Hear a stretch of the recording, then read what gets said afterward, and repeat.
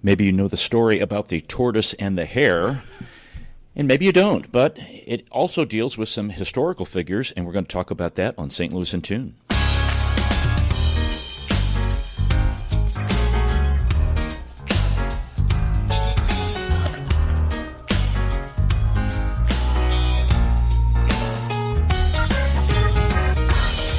Welcome to St. Louis in Tune, and thank you for joining us for fresh perspectives on issues and events with experts, community leaders, and everyday people who make a difference in shaping our society and world. I'm Arnold Stricker, along with co-host Mark Langston. Mark was on assignment last week. Mark, welcome back. It's great to be back. Great to be anywhere at my age. And the assignment was pretty good, wasn't it? It was. I was with Johnny Rabbit. Oh. Dare I tell you his real name? Ron Els. Yes, Ron Els is right. And Wascally Wabbit? Yeah, he is. He's a funny guy. He was the first I think there were two Johnny Rabbits at KXOK. And, of course, we're celebrating 86 years on the air in St. Louis. Broadcasting from the studio. Yeah, and he was the first Johnny Rabbit to be there.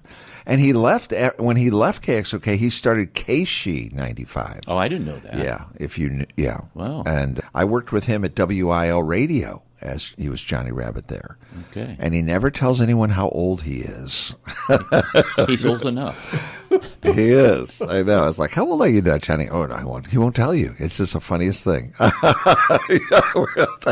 I know. Like Several days over 29. That's it. How many times have you been 29? So he is a historian. We should have him on the program, I think.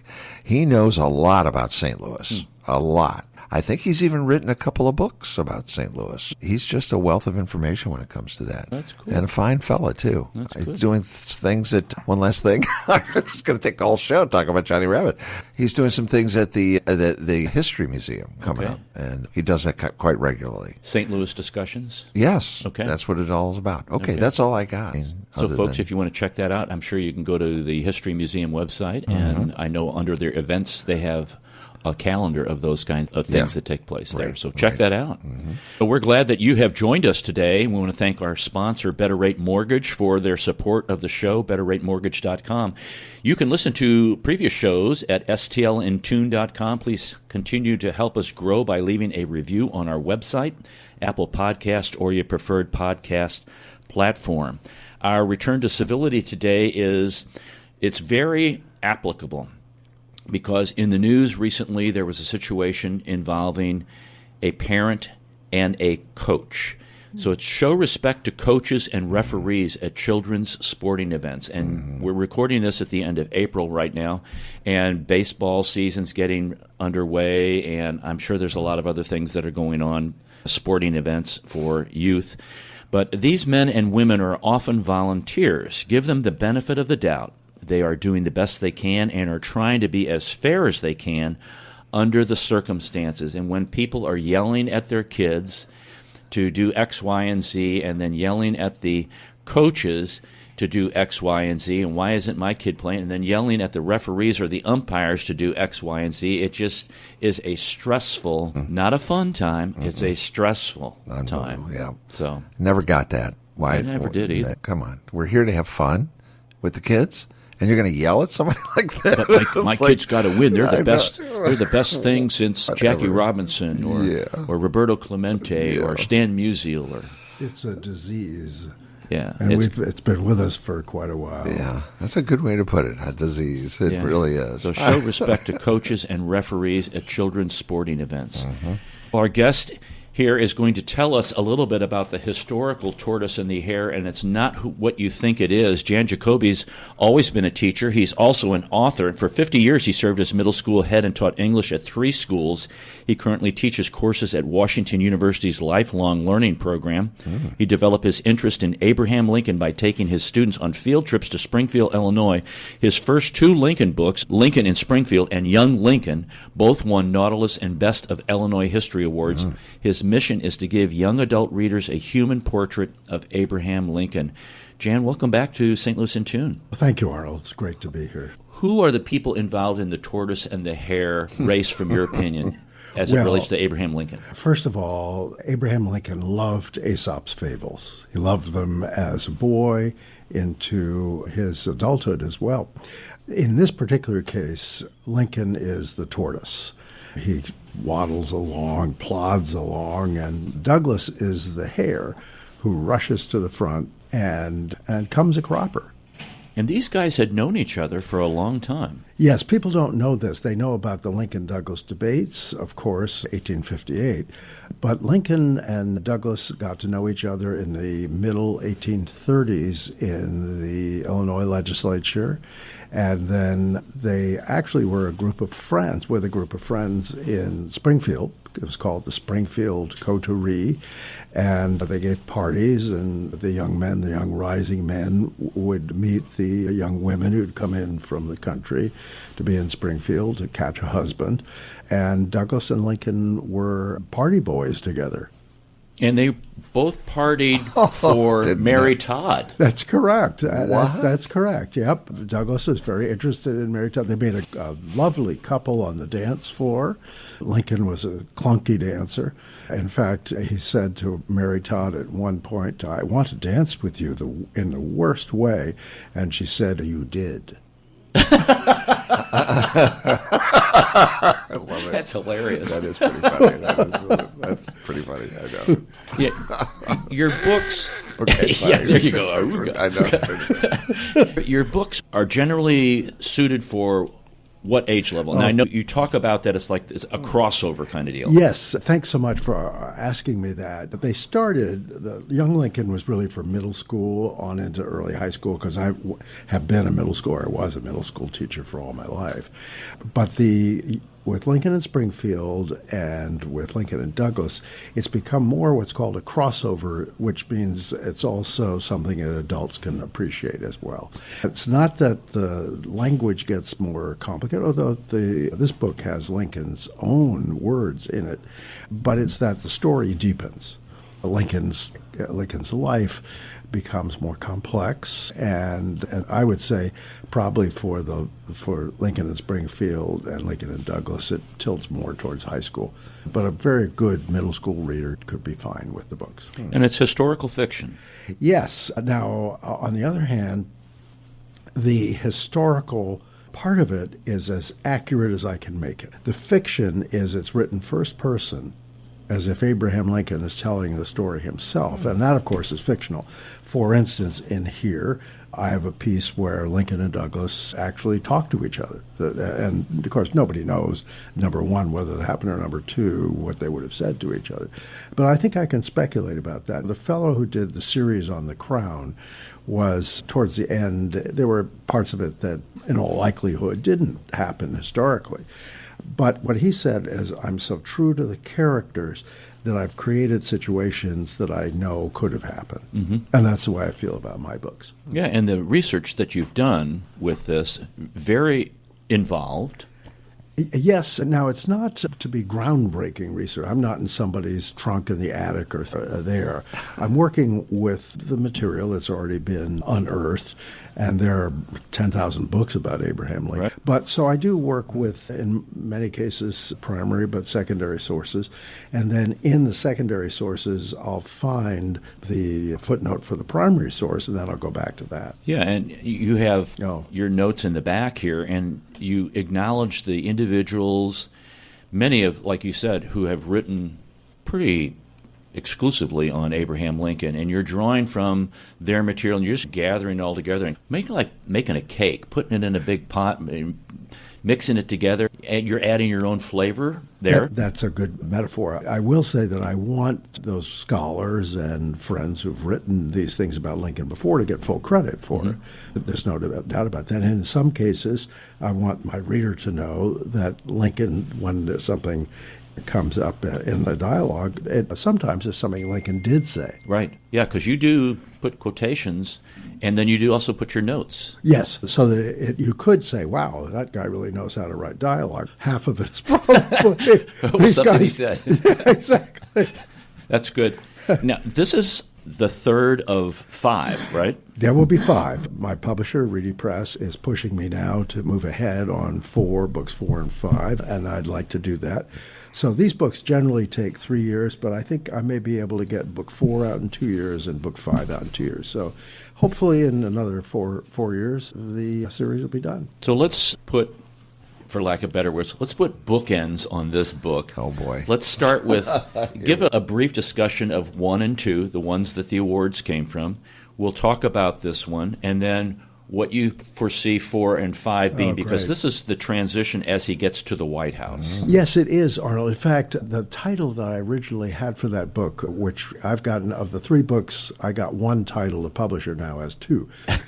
But the one on this one I wanted to call was The Transformation of Lincoln, which, of course, is what happened. But Josh thought that Lincoln and Douglas, and I do like that. I think it's a very clear title. And so thank you for the question. The first 2 books, Young Lincoln is the early years in Kentucky, teen years in Indiana, and then when he first comes to Illinois, second half of Young Lincoln is the New Salem experience.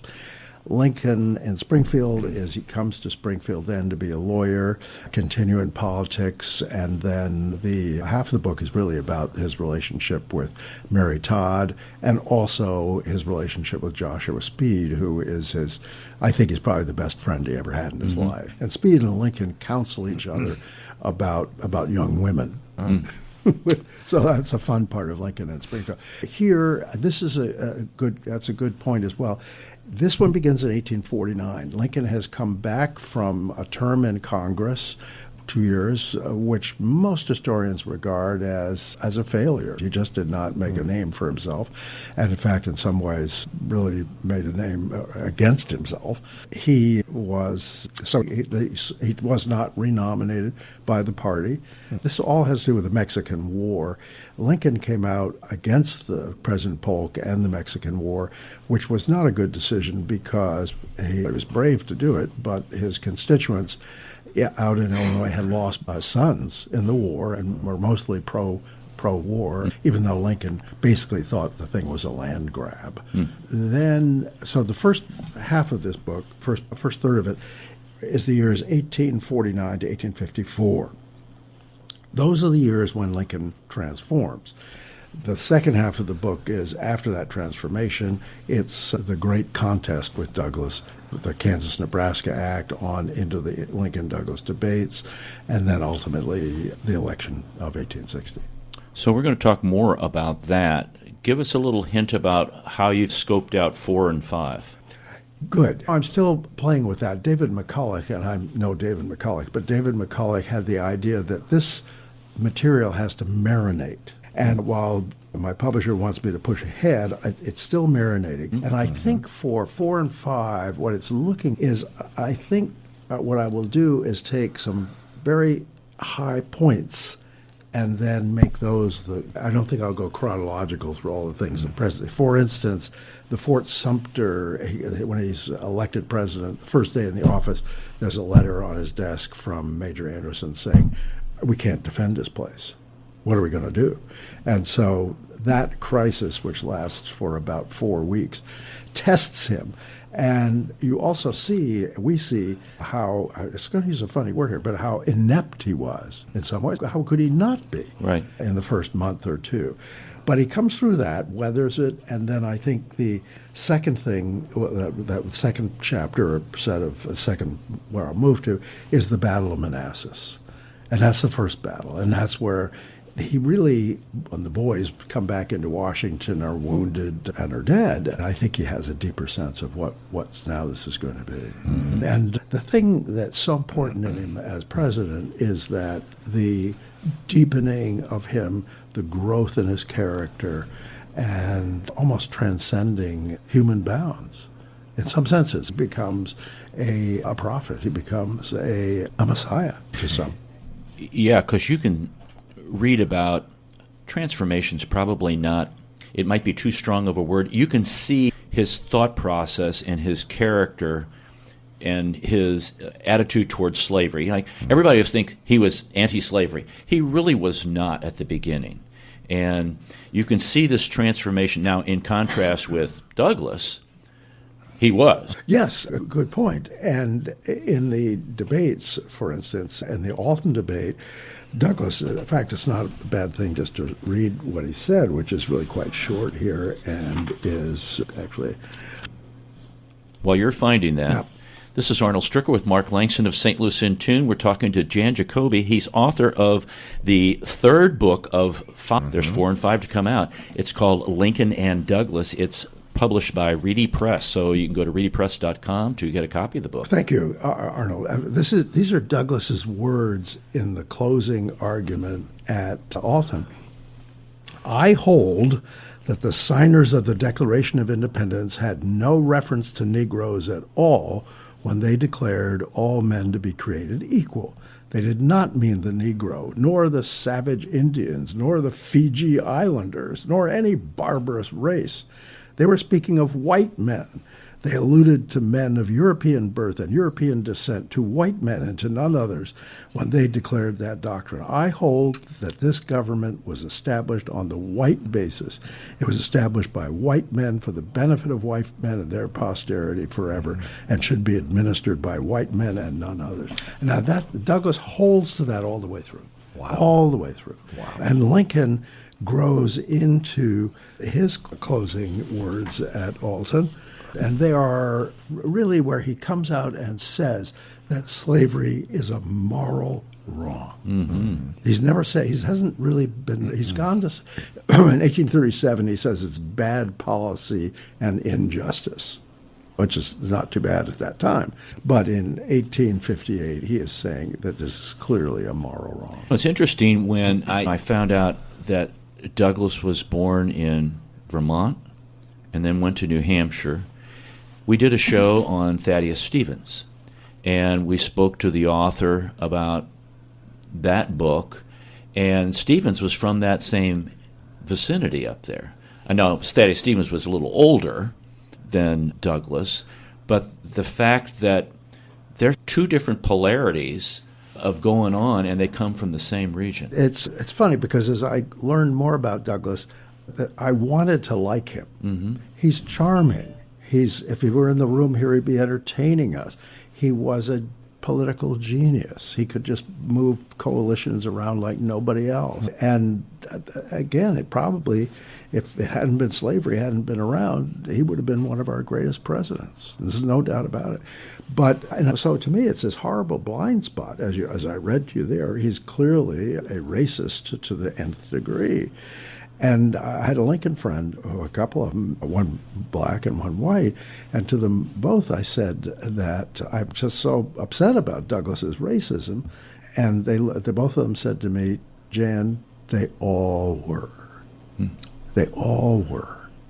And that makes Lincoln's baby steps look that much more heroic. That's an excellent point. That's really an excellent point, because I think our perspective, looking back from what we've read, is that, there was this kind of, the North was anti-slavery, the South was pro-slavery, and that's far from the truth. But yeah, particularly in the war itself with the soldiers, he's got a problem. He wants to move from preserving the Union, which is the war aim for the first 2 years, to freeing the slaves. But his soldiers, at least in the first into the second year, aren't with him on that. They're not fighting to free the slaves. Now, ultimately, they do move that way, and ultimately, one of the things that moves it all along are the black troops. Mm-hmm. At the end of the war, there are 200,000 black troops. Wow. Yeah.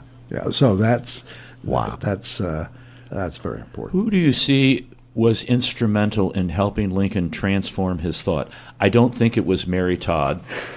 I know she was dancing with he had close relationships with a lot of people, and then his cabinet was pretty much everybody that he ran against in 1860. But there's this evolution of, I don't want to use the word, or transformation of thought, of where he was to where he ended up, which ultimately got him assassinated. Yes, I think he does it himself. Okay. It's himself. And what will happen, and this actually is a message for young people, is that you'll see Lincoln, as he evolves, becoming more and more alone.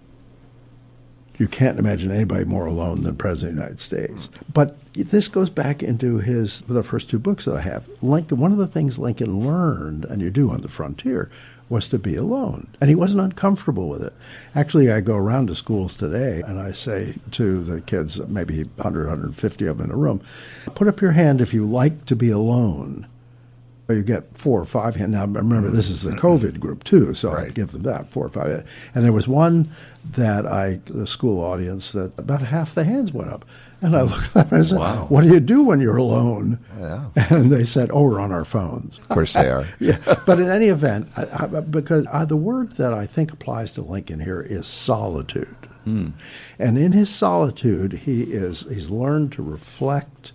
He's learned to process, and I think in that he just takes his experiences, what he's read, the people he's read about and been talking to, and somehow in his time alone he distills it all, and is the person that I think that's how it happened. People may think, oh, you mentioned this is a middle school, high school read book. This would be a great book just for fun as an adult. This would really be a good book for a book group. Oh, yeah. And to sit down, it's a nice read. You get some historical background, you get some fiction, and it's a great discussion book. Yes. And in fact, I'm in a book club and we'll be doing it in the next week. Oh, wow. Yeah. Speaking of. Yeah, that's right. But again, that's why I try and intrigue young people with Lincoln, because he's so much like them in some ways. He goes through all sorts of difficulties, failures, and yet he just that's the tortoise. And he's just so remarkable on so many levels. I want to hit on that. We're going to take a brief break, but I'd like to touch on that, Jan, because there's teachers who listen, there's parents who listen, I'm sure there's some young adults who listen who are still in school, of why Lincoln appeals to youngsters. And I think I want to touch on that when we come back, to give those folks some insights a little bit, and because there are some similarities, especially now when we like to close ourselves off. This is Arnold Stricker with Mark Langston of St. Louis in Tune. We're talking to Jan Jacoby about his new book, Lincoln and Douglas, and we're going to touch and delve into that quite a bit more after the break. Stay tuned.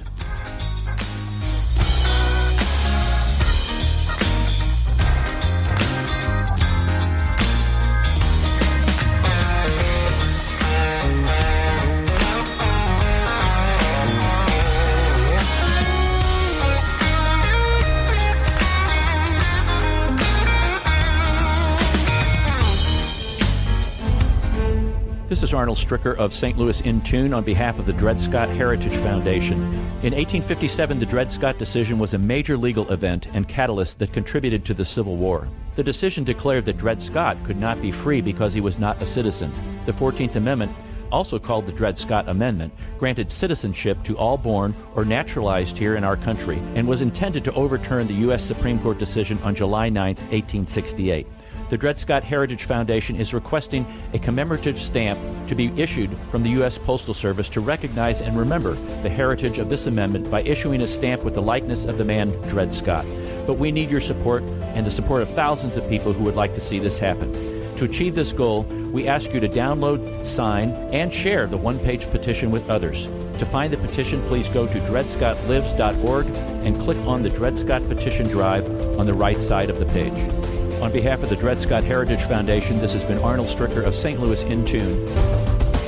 As strange as it may sound, at Better Rate Mortgage, we love talking to people about mortgages. Everyone in St. Louis promises a better mortgage rate, but what you really need to turn that perfect house into your dream home is a better mortgage. At Better Rate Mortgage, we open the door to so much more.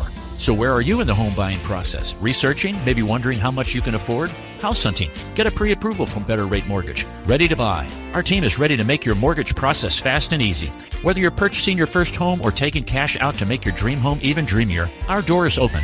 Come on in and get started today. We'll show you how. Call Sean directly at 314-375-3293 or online at betterratemortgage.com. Remember, at Better Rate Mortgage, a better rate is just the beginning. BetterRateMortgage.com. NMLS ID 401335, an equal housing lender.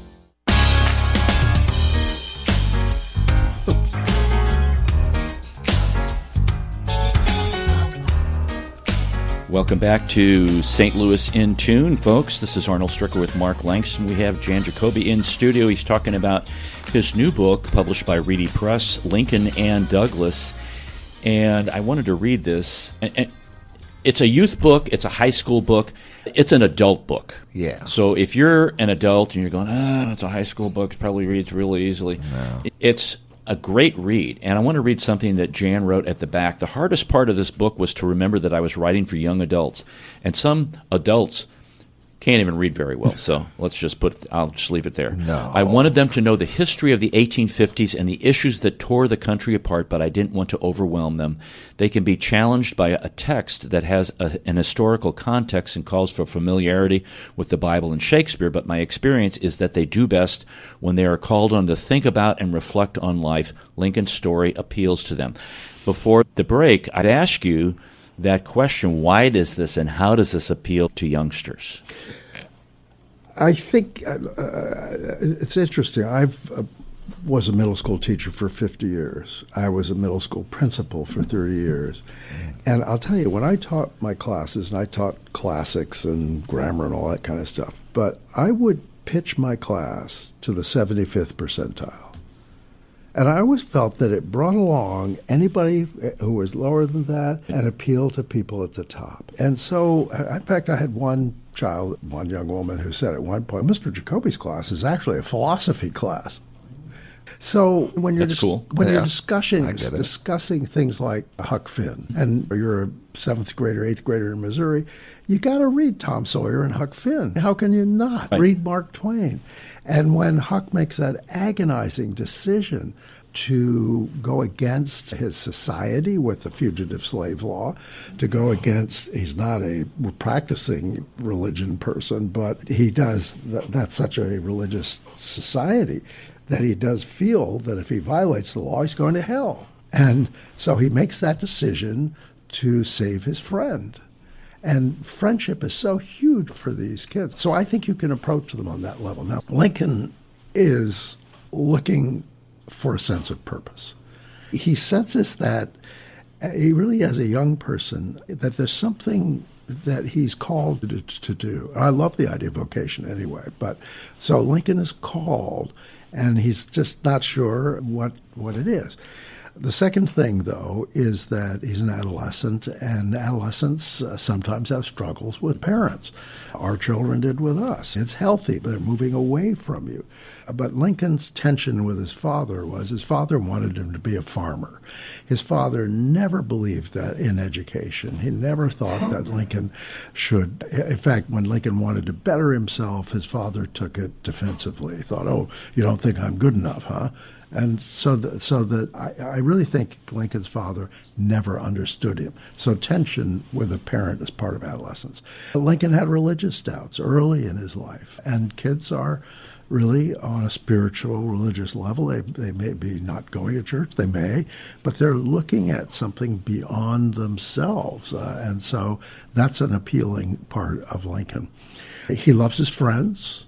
In young Lincoln, there is a moment when he caves to peer pressure, and it's like similar to what would happen if, say, a bunch of maybe early high school kids woke up one night and went to the woods with a couple six-packs. That's the same kind of thing. It wasn't alcohol, but it was actually killing a raccoon and then taking the skin of the raccoon and wrapping it around a dog, and then the dog was chewed to pieces, and the dog was actually ratting on them for getting up at 2 a.m. So they grab it underneath and take it out there, and then they do this. Wow. And Lincoln abhorred cruelty to animals, but in a group, he doesn't stand up and say, we shouldn't do this. So he caves to peer pressure. Right. He loves his friends. But again, he also learns how to be alone. When it's in his early years, maybe I'd say his teen years, that he gets his first tickles of feeling sad, melancholic, depressed. And when he feels that way, he goes for a walk in the woods, and nature brings him out of it. Those are all parts of him that appeal to young people. That's, Mark, what the strength of these books is, getting even adults to identify, because many adults have not come to a realization or a conclusion. Things are left undone from childhood, from young adulthood, from being in their 20s or 30s. And when you can look at an individual like Abraham Lincoln and read about him and see the similarities. It's not like you're reading a book that, what was the book you mentioned? It's one of the famous Lincoln biographies books. It's by Doris Kearns. Team of Rivals. Team of Rivals. It's not a Team of Rivals book. It's a book of reflection, really, and wow, he does that. Wow. And so you have an opportunity to really get a glimpse into a personality from a different perspective. No, 100%. And I think the thing is that for young people, they can be exposed to that and find out that not only is it healthy, but it's essential to becoming a whole person. Right. That's a good point. Now, you are going to be doing some book signings, and I was surprised. You're moving to Springfield, Illinois for a while. You're going to be tearing up 55 there. Wow. Actually, you could take the train up there. I did. It stops right in the middle of town, Yeah, right across a highway. I guess I could read on the way up. Yeah. It's a lot cheaper, too. It is. Great book, Yeah. Lincoln and Douglas, you could read on the train. Yeah. So Jan's going to be at the Lincoln Home National Historic Site, a book signing May 24th, the 31st, June 7th, June 21st, June 28th, July 5th, and July 12th. He's going to be blazing a trail up there. And really, the train, folks, if you live in St. Louis, get in the train. You could pick it up at Kirkwood. You could pick it up downtown at Union Station. Right. It's an hour and a half, 2 hours to get up to Springfield. They stop right there by the train station. Yeah, sure. And it's funny because the train straddles this 4-lane road. Are we going to get hit here or what? and it's not a very far walk to the Lincoln home from there. Yeah, absolutely. The Lincoln sites, the museum, the old state capitol, the home are proximate. Yeah, the Lincoln Museum is one of the best museums we've ever been to. It's only 20 years old, too. Unbelievable job. Is it? It's 20, yeah. I had no idea. We kind of judge museums by that one. The building was designed by Gio Obata. Oh. Yeah, so St. Louis. Architect. Yes. I'll be darned. So when I was a Cub Scout leader, we used to take the Cub Scouts by train up there, and we'd have such a great time. Yeah. One of our favorite trips. And that's one of my favorite presidential museums. I've been to a few. It is. And it's a really great. I haven't been to the Reagan one yet. I hear that's pretty good. Here it is. Yeah. Like But this was I really enjoyed it. I've been there a couple of times. It's how I got started on all this. We took the 7th graders from MICDS up there, and I just got hooked. Particularly at New Salem. Interestingly, that's the reconstructed frontier village. Okay, yeah. And you walk around there. Is that what it's called? Okay. Yeah. Right. So I get a real feel for. It's funny, as I drive up. I should take the train. You should. As I drive up, I've always, as I get closer to Springfield, and you're in the prairie there, I get a sense of him. I think he's a prairie person. I think he's deep, and I think he's broad, and I think the prairie really is where he became himself. But so as I got closer to Springfield, I thought, but he's not here. He's in Washington. Right. In my story. He's gone. I have to go to Washington to get a sense of Lincoln, and I don't think anybody can get a sense of anything there. No. Not anymore. I know. The only place you get a sense of is Ford's Theater, and I can't bear to go. Oh. Have you been to Ford's? The one time I finally said, okay, I'll do it with my family. It was closed for remodeling, but we did go across the street. Did you? I was going to ask that. Peterson House. Yeah. Then that's that. Of course, that was a very sad story. It's an awful part. I know. Although it's funny, the whole story is a Shakespearean tragedy. True. That's right. Hamlet is in there too. No way. It's important because it's interesting. Lincoln's campaign manager is David Davis. Davis had an effect on Lincoln. They were very close. He was the judge on the circuit, this law circuit that they went through. They became very dear friends. And so at one point, Davis says to Lincoln, he's up in Bloomington, he says, come on, there's a traveling group doing a Hamlet. Let's go to a Hamlet. So they go. And so when it's all over, they go back to Davis's study, and they put their feet up. And so Davis said, what'd you think? And so Lincoln unfolds this idea that Hamlet is a martyr, that in fact the only way the rottenness in Denmark can be cured is by somebody's sacrifice. And that is Hamlet. It's just coming to grips with that. And Davis listens to all this and says, I still think he's a ditherer. That should be your word for the day. Yeah. Ditherer. A ditherer, yeah. You mentioned something I thought was hilarious, talking about the publisher, talking about your editor. Oh, the editor. Oh, no. By the way, that's absolutely true in this book. First of all, you cannot write a book and have it be successful without an editor. You need an editor, and mine has been with me now through 3 books. I wrote the first part of this book. My publisher always wants me to have an outline, and he finally pries it out of me. And when he gets it, he says, "Oh, throw it away and just be yourself. Just be you." And so I went ahead and did that.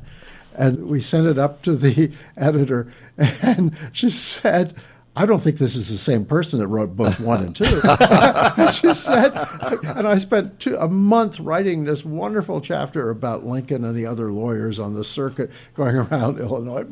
I just perfected that chapter. And she said, I almost fell asleep.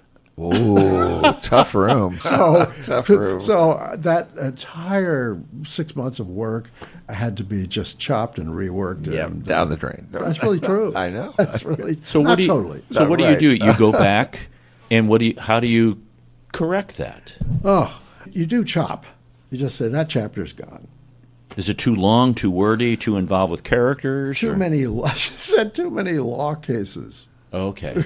I thought they were all fascinating. Yeah. Too many law cases. And also the humor is very 19th century humor.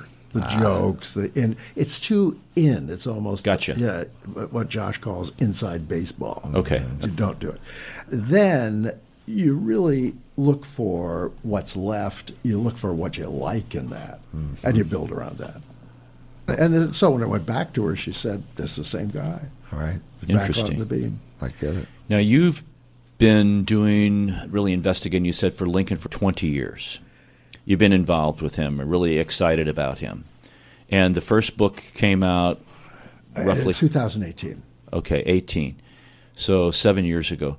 So over the course of those first 2 books, which, by the way, they were award-winning books, and congratulations, Jan. Was it the plan, Jan, to do 5 books from the very beginning? Or did this kind of evolve? It evolved. It evolved, Mark. Okay. Yeah, it was, although... one was not enough. Yeah, well, I must say that Josh Stevens, who is, some people, calling, I went back to calling. Josh is called to be a publisher. He really understands the market for books, and he's a graduate of the Iowa School of Creative Writing, so he also knows darn what ought to go into a book. And Josh had gone to a conference on young adult, and he found that what was selling was a series. You have a series. And I will say one thing. At one point, I was up at the Lincoln home selling books, signing books too, and a boy who's probably about 10 or 11, he says, "Will there be a sequel?" There you go. So I said, yes. And so he said, "Oh, it'll be the Harry Potter of Abraham Lincoln." I was thinking the same thing. You could do a series. There it is. Yeah. HBO series. So what have you learned about Lincoln that you didn't know? And it's maybe from this particular book. Wow. How deep he is. Unbelievable. He's very deep. I had the sense of that, too, that he was a deep individual, deep thinker. Just a deep person. Yeah, just a little above us all. And yet, here's the point. And I don't mean it. Yes, that's what I meant earlier, a prophet or a seer in some ways. Yeah. I do think that what is remarkable about him, and this has come from a couple of Lincoln scholar friends, is that his ego was in the right place. He said, one of them said, when Abraham Lincoln walked into a room to a meeting, he checked his ego at the door. So important. And yes, it is important. And in fact, interestingly enough, it takes more self-confidence to have an ego in the right place than it does to have it way up here. Amen. Those people up there are defensive and they're trying to prove something. Lincoln, he was a Michael Burlingame who has probably written the biography. It's 1,600 pages and a train car of footnotes and things. But Michael's theme through this thing and his last couple of pages are Lincoln achieved an emotional maturity beyond any leader that we can think of. And it's hard to think of the presidents of our time. They've been really screwed up people. Yep. The present one isn't the first. And but to have a person like Lincoln in there who, now, that freed him, I think, being away from all those personal issues, it freed him to deal with the politics of it, which were, it's like chess in 5D. Yeah. And he was brilliant at that. Yeah. And so he can make those moves without thinking, oh, my legacy. He's not thinking about his legacy. No. He's thinking about what will get us through this war, and can we get through on that new birth of freedom in the Gettysburg Address? Can we get through with a fresh start? He actually corrects the flaw in the Constitution, which is the Constitution allows slavery. And he's the one who has to change that. It's a phenomenal story. And then, of course, in the end, he's killed. Yeah. For it. I think Exactly. it was, yeah, I think exactly. it was all And for there's it. Hamlet. Yeah, there is Hamlet. Yeah, exactly. Very good point. Yeah, Sure. really well put. Yeah. Yeah. Yeah, we've talked about in previous shows what would Reconstruction have been like had he lived, and where would we be in our society had the election of 1876 gone a different way? Oh, and that's, yes, that's, what if the election of 2016 had gone a different way? Yes, I don't know. Yeah. I don't know. The Reconstruction one is, I think for years I would have said that I don't think it would have made much difference. I'm changing that. I'm really thinking, as I see the genius of his leadership and his political sense, I think you would, and then if it's going smoothly enough so that you don't pull the plug on it in 1876, I think it makes a difference. And we talked about, Mark, you talked about character, and Jan had talked about Lincoln's character, and reminded me of the saying, does the leader make the moment, or does the moment make the leader? And with the right character, the moment can make that leader into a stellar leader. If he's or she is the right person. Correct. Yeah, They have to have the right character. Checking that ego at the door. Yes, that's right. That is right. And that's a really good way to say that, because Yeah. we even see that I think you can see that in any kind of vocation where people don't check the ego at the door. Oh. We all put our pants on the same way, one leg at a time, unless you're a fireman, where I guess you just jump in. But those guys and gals, that's okay. I don't know where he comes up with this stuff. It's down the block. You know around what the- I'm saying. Around the Right. corner. Yeah. But you're right. Yeah. I hate to say Oh, it. no, I should say I've got a couple of them around here. Let's see, on, I think it's May 17th, I'm at St. Charles at Main Street Books. Okay. Main Street Books. May 17th at Main Street Books in Yeah. St. Charles. Yeah, Good. that's a good Okay. I'm going to be in Missouri. Okay, good. Yeah, I know. I know there'll be more. For me, it's a marathon and not a sprint. Gotcha. Do they sell these at the Lincoln Museum? Yeah, now, interesting enough, they sell all three at the Lincoln home. Ah. In fact, I was up there on Saturday for a meeting, and so I popped over to the home where all my friends are. And so the person on the cash register said, "Oh, somebody just came in." She said she's a ranger at the St. Louis Arch, a national park ranger, and she'd found your first book and loved it, and she looked up there and saw you've books 2 and 3. Wow. She'd gone to Springfield to get away from the Arch That's for cool. a day. Yes, they are. Yeah, the people at the home, by the way, I think any of those sites, but if you get up there, you really also need to go to the old state capitol. It's a good one. It is, yes, that's so much happens there. I think one of the most fascinating things I learned from that tour, and this is a disclaimer, folks, so if you don't want to know what this is, just put fingers on your ears for a second here, is that somebody slept in a stairwell underneath, or in a closet underneath the stairs. And that person ended up becoming a very famous person in the Civil War and in our country. You've piqued And that my- person was none other than Ulysses S. Grant. Is that right? Yeah. No. He was on this down, maybe he was still dealing with the alcoholism, and he was living in a custodial closet because he was homeless underneath the stairway in the state capitol in Illinois. And then when the war started, he was like, okay, guess I better get going. That's another fascinating one, and I'm not anywhere near that yet. But Grant and Lincoln and Grant, I look forward to the second book. There'll be 2 books for the presidency. The second one will have the Lincoln-Grant relationship, and I'll have a conversation with them before he goes off to the Virginia campaign. And they understood each other. He finally found a general. Yes. After a revolving door. I know. It's crazy. Yeah. Thanks for coming in. Oh, please. And please stay. We're going to finish up on the show here. We're going to actually talk about our word of the day. Oh. I've changed it. Did you? It is now ditherer. Yay. I love it. Our word of the day is ditherer, folks. Someone who is unable to make decisions or hesitates to act due to uncertainty or indecisiveness. Yeah, you are. It can also refer to someone who is agitated or in a state of excitement and confusion. I never So heard don't be a ditherer. All of the above. Okay. Wow. I would say Lincoln was not a ditherer. That's right. That's right. Not even close. It made me wonder whether Douglas had a little man complex, too. Oh, golly. Although he went for the time, they were about, the normal height was about 5'6", 5'7". He's 5'4". Lincoln is the one who's the, Yeah, the 6'4". Yeah, no. That's crazy. Yeah. It is. Yeah. Okay, so Jan, at the end of the show, we do 2 things. Mark talks about the days of the day, There's a couple good ones. and I give some humor. Go ahead, Mark. Okay. What is today? One of the days of today, this is Congress working hard. National Supply Chain Day. Go figure. Oh, my gosh. I won't mention the word tariffs. National Supply Chain Day is celebrated on April 29th every year to make the binding importance of the global supply chain in the everyday lives of people. Oh, wow. How do you like that? Wow. What do you? That's a big deal. It is a big deal. It is a big deal. It is. We're just playing with fire here. International Dance Day. Speaking of Douglas dancing Yeah. and Mary Todd. Yeah.